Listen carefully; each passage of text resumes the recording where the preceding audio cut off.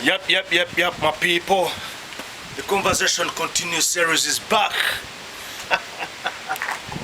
It's back, my people. You know, it's been like a long time, a couple of months. Nothing much going on, and same old. I told you I would be back. The Conversation Continues series, the book, The Ugandan Tales by Victor Romanyika, my brother. We went to school together many years ago, and that's how it is. So, same old, A lot has been going on. I was back to writing my stories. You remember? I told you. Anyway, let's get busy. Let's get cracking on. I've got a poem on page 140. Get your books, my people. The book got a blessing. It was an opportunity Victor had to present the book, and in attendance, and the Prime Minister of the Buganda Kingdom. Those who know Uganda, we have some kingdoms there. And he was in attendance here in London, and I don't know what he heard about the book or what he knows about the book, but definitely from the pictures you can tell that it's a seal of approval, you know what I mean? It's a blessing, you know what I mean? It's been a tough run, Remember how we begin the whole conversation series, early this year in February. We nailed about 60-70 videos, so if you want to see them on the YouTube, if you have the book, it helps you a lot to really digest my constructive analysis of situations. So if you go on page 140, get you there now. Alright, page 140, the poem titled Spectale in Najeera. Wounded General wails by the roadside, his well-ironed shirt drenched in spilled blood from the assassin's bullets that have claimed his daughter's life. A gathered crowd looks on, unmoved by the tragedy that has befallen the general. His life has changed forever. Sounds familiar. So those who follow the news, those who are abreast with whatever is happening, I'm talking about the people in the diaspora. So this was a situation, I think it involved General Wamala, and it was kind of a situation, an incident, where I think assailants, all people were after his life or whatever. So let's dig into the poem further.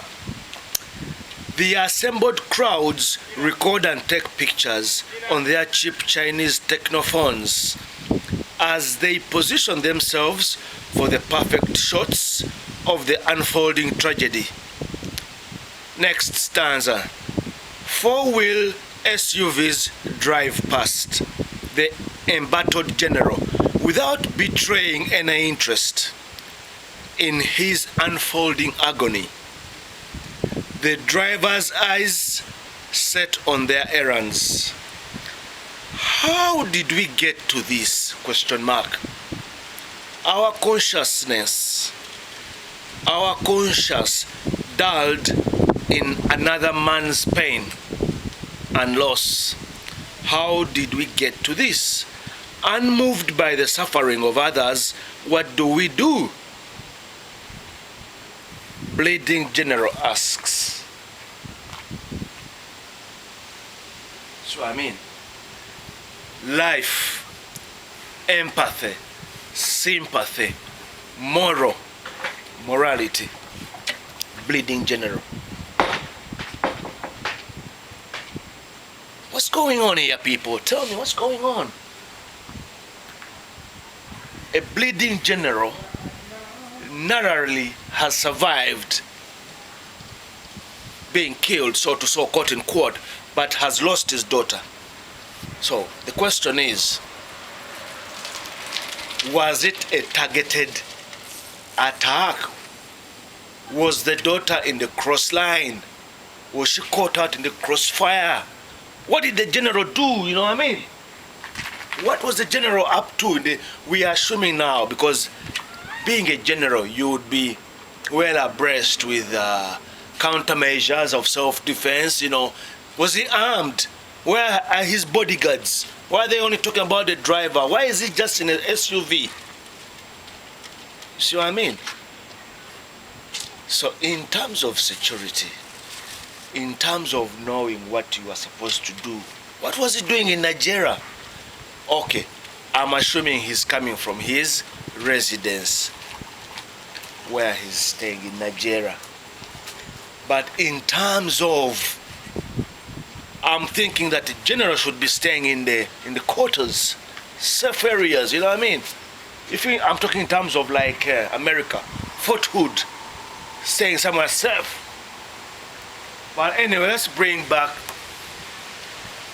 the argument of the poem. A wounded general wails by the roadside, his well-ironed shirt drenched in spilled blood from the assassin's bullets. So, technically, the general was meant to die. So he had a bullet on his head. What is going on? Why would he be subject to elimination, so to say? Has he done something bad to some people? Or is he hell-bent to be taken out of line? You know what I mean? So these are all questions you have to ask yourself. However, the irony is that passers-by simply don't pay attention. Passers-by are only interested in taking pictures. You see?